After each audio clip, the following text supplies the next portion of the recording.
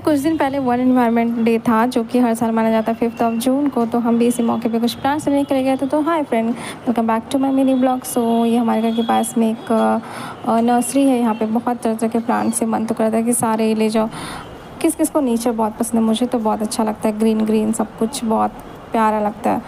तो यहाँ पे हम देख रहे थे कि कौन सा प्लांट्स लेके जाएं। तो मुझे एक्चुअली तुलसी जी का पौधा चाहिए था और वही हमने लिया, और एक फ्लावर का प्लांट लिया, जो कि उन्होंने बताया कि ये 12 महीने इसमें फ्लावर्स आएंगे, इसको ज़्यादा मेंटेनेंस की ज़रूरत नहीं है। तो हमने वो लिया, और ये देख सकते हो इतने प्यारे प्यारे से फ्लावर्स है ना, बहुत अच्छा लग रहा था। सो फाइनली हमने ये 2 फ्लावर लिया, जो देख सकते हो। Thank you for watching.